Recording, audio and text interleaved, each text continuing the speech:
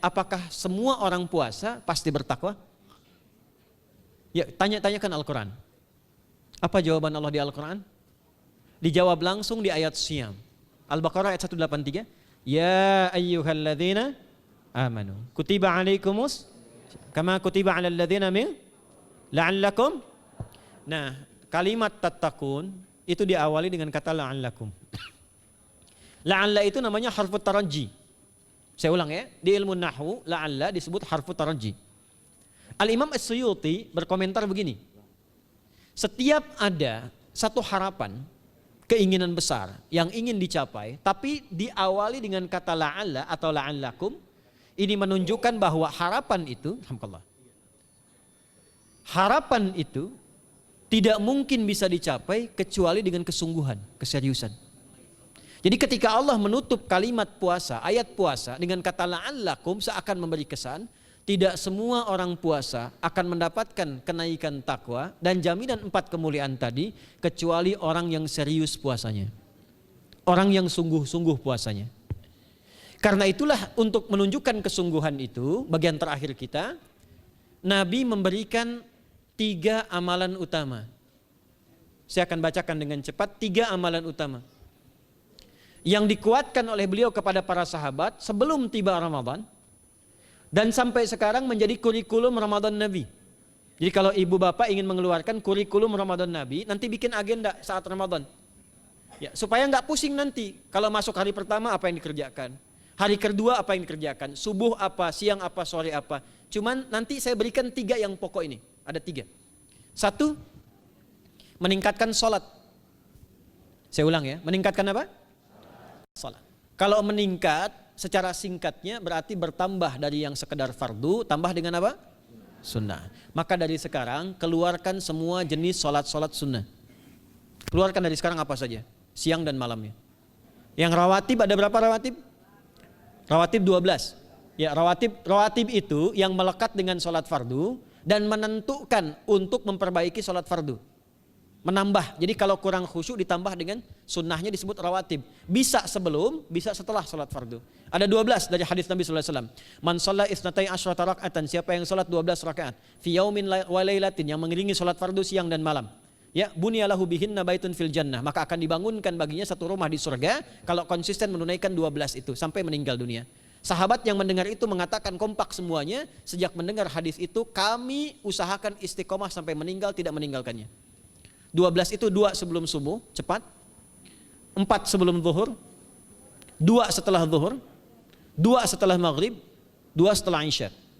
2 rakaat sebelum subuh, 4 rakaat sebelum zuhur. Kalau nggak bisa 4 rakaat, karena terbatas waktunya, boleh 2 rakaat, khusus untuk sebelum zuhur. Kalau nggak bisa 4, boleh berapa? 2. Dalilnya hadis Ibnu Umar radhiyallahu taala anhuma. Kata beliau, hafidtu asyra rakaatin, saya hafal 10 rakaat dari Nabi sallallahu alaihi wasallam salat sunnah. Maka menyebutkan sebelum zuhur 2 rakaat. Baik, jadi 12 ya, 2 sebelum subuh, 4 sebelum zuhur, 2 setelah zuhur, 2 setelah maghrib, 2 setelah isya. Ini yang disebut dengan rawatib. Jamak dari kata ratib. Di luar ini mutlak. Mutlak ini ada yang berdampingan dengan salat fardu, ada yang terpisah. Contoh yang berdampingan, 4 rakaat sebelum asar. 4 rakaat ini bukan disebut rawatib, tapi salat mutlak. Cuma waktunya berdampingan dengan salat fardu. Jadi dia nggak memengaruhi sholat fardu, cuma punya keutamaan sendiri. Apa keutamaannya? Hadis Ibnu Umar radhiyallahu taala anhuma, ketika beliau menyampaikan qala Nabi sallallahu alaihi wasallam rahimallahu ra'an shalla qabla al-asri arba'an. Allah akan menambahkan rahmat pada orang yang terbiasa sholat 4 rakaat sunnah sebelum sholat asar. Jelas ya? Baik. Kemudian apalagi setelah itu? Sholat di antara 2 adzan dan 2 adzan ini, adzan dan iqamah. Ya, di antara adzan dan iqamah. Tahiyatul masjid. Apalagi misalnya salat duha. Duha dibagi 3. Awal duha itu kurang lebih 1,5 jam setelah salat subuh. Subuh sekarang misal 4:30, maka jam 6 muncul awal duha. Namanya syuruk. Saya ulang, salat apa namanya? Syuruk itu salat awal duha. Jumlah rakaatnya 2 rakaat.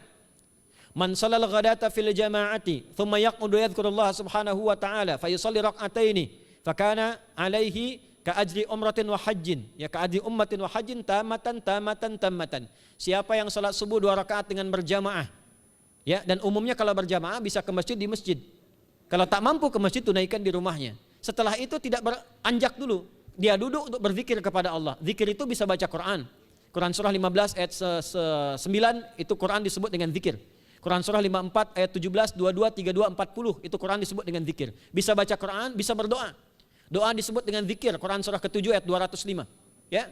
Bisa dengan apa lagi? Bertafakur, ya, mengaji, ta'lim, itu disebut dengan zikir. Ali Imran ayat 190 191. Alladzina yadhkuruna Allaha qiyaman wa qu'udan wa 'ala junubihim wa yatafakkaruna fi khalqis samawati wal ard. Ya, disebut dengan zikir. Bisa bertasbih.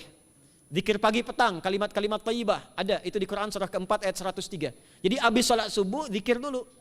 Doa dulu, zikir dulu, belajar dulu, tafsir dulu. Setelah itu muncul syuruk.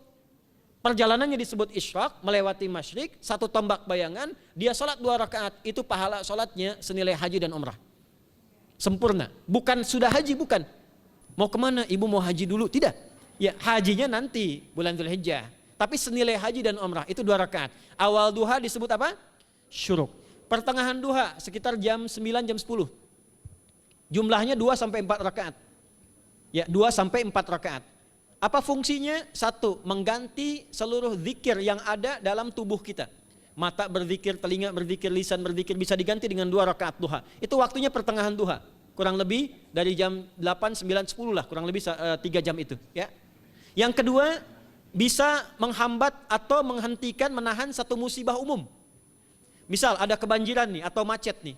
Orang-orang kena macet. Bapak yang biasa sholat duha pertengahan itu tiba-tiba ditolong oleh Allah, dibebaskan. Tiba-tiba ada orang datang, Pak lewat sini di sana macet. Atau dibimbing ada kontraflow. Itu manfaatnya duha tuh.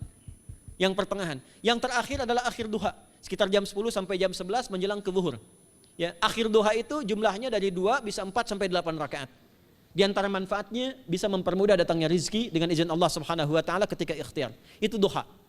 Nanti ke malamnya silahkan tahajud, tingkatkan tarawihnya sampai ditutup dengan witir. Itu salat. 2 yang terakhir saya cepat, 2 yang terakhir adalah banyak berinteraksi dengan Al-Quran. Ada 3 caranya. 1, banyak membaca. Itu namanya qiraah. Silahkan Bapak Ibu siapkan dari sekarang, targetnya khatam misalnya 1 kali, berapa juz? 30 juz. Kalau mau gampang bagi 30, berarti 1 hari berapa? 1 juz. Paling gampang lagi, supaya nggak capek ngajinya, supaya nggak capek, bagi 1 juz 5 waktu sholat. Contoh, juz pertama itu Al-Baqarah plus Al-Fatihah. Al-Fatihah saya nggak hitung lah karena sudah hafal ya. Al-Baqarah itu 141 ayat, juz pertama. Bagi 5, 28. Jadi setiap ketemu waktu sholat, bagi 2 lagi, 28 bagi 2 berapa? 14. Sebelum sholat baca 14 ayat, setelah sholat baca 14 ayat. Itu 14 ayat tuh paling-paling nggak nyampe 5 menit Bu Pak. Kalau investasi 10 menit setiap waktu sholat, bagi 2 kita baca 14 ayat, itu insya Allah selesai Ramadan khatam Quran. Itu udah rumus. Ya, tidak cukup dengan amin, siapkan dari sekarang. Siapkan. Ya. Kemudian mengkaji, kajian, tilawah. Itu tilawah itu di hadis Muslim pahalanya banyak. Ya, majtama'a qaumun fi baitin min buyutillahi. Ya, kita ngajinya Quran hadis ya, biar lebih kuat dalilnya. Majtama'a qaumun fi baitin min buyutillahi yatluna kitaballahi wa yatadarasuna fima bainahum. Ya, siapa yang bisa tilawah Quran, ngaji, tafsir, keluarkan misalnya untuk Ramadan 10 hari saya pengen tahu Al-Fatihah. Itu ketika dilakukan punya 4 keutamaan. 1, ghasyiyatuhum rahmah. Selama ngaji rahmat Allah dibentangkan. Kalau pengen doa cepat dikabulkan, kalau istighfar diampuni. Yang kedua, awas ini nazalat alaihimus sakinah, diberikan ketenangan dalam jiwa. Bapak Ibu pengen di rumah tangga nyari sakinah, isi dengan Quran di rumah. Amalan terakhir infak. Ya, hadisnya dari Ibnu Abbas, Ibnu Abbas radhiyallahu taala anhuma, qala, ya, beliau mengatakan kana Nabi sallallahu alaihi wasallam ajwadan nas wa ajwadu ma yakunu fi Ramadan. Adalah Nabi sallallahu alaihi wasallam itu orang yang sangat luar biasa dermawan dan lembut. Dan bertambah dermawan lagi ketika tiba Ramadan. Apa yang dilakukan Nabi? Mensupport sahabat, siapapun yang punya anggaran untuk infak, disiapkan sebelum Ramadan. Jangan berpikir banyak Bu. Yang penting ada anggaran, 30.000 nggak ada masalah. Setiap hari 1.000, tidak harus uang, makanan. Pernah dengar hadis ini nggak? Siapa yang memfasilitasi bukaan orang puasa, walaupun dengan sebiji kurma dan sehirup air, maka dia mendapatkan pahala seperti orang puasa itu tanpa dikurangi sedikit pun. Ada? Hadisnya sahih di At-Tirmidzi. Tapi bukan berarti nyari kurma ke Tanah Abang setiap hari 1. terus minumnya satu sedotan aja ganti-ganti dah. Ya, maksudnya apa? Yang paling minimal kita bisa keluarkan. Itu pahalanya 700 kali lipat dikali 10. Paling standar. 700 kali itu standar biasa di hari ini. Dalilnya Al-Baqarah ayat 261 yang dibacakan Adinda tadi kita itu. Ramadan kali 10 lagi. Maka dari itu disiapkan dari sekarang untuk infak. Kalau kami di desa itu, ibu saya selalu kalau Ramadan itu RT-nya setiap rumah. Ini untuk bukaan hari ini rumah A, rumah B, rumah C. Bukaan besok rumah A, rumah B, rumah C. Boleh tuh di PWM Pak dipraktikkan. Ya, misalnya anggota perserikatan siapa dikasih kesempatan. Mungkin nanti yang lain kurmanya, yang ini misalnya jeruknya, yang ini ininya. Setiap ada bukaan ya kirim ke yatimnya, ya kemudian ke pondok-pondok asuhan Muhammadiyah yang tadi disebutkan sekian ribu itu, cari pahala. Ya, saya kira itu yang bisa saya sampaikan sampai dengan batas waktu yang diberikan. Semoga bermanfaat dan semoga Allah Subhanahu wa taala memberikan kemuliaan kepada kita semua, kesehatan, dan saya yang terakhir saya ingin sampaikan doa penting. Tolong hafalkan doa ini. Dan ini doa yang diajarkan Nabi menjelang Ramadan. Supaya mendapatkan kesehatan, kekuatan, keselamatan untuk beribadah saat Ramadan. Hadisnya di At-Tirmidzi nomor hadis 3254. Qala, langsung saja qala Nabi sallallahu alaihi wasallam. Allahumma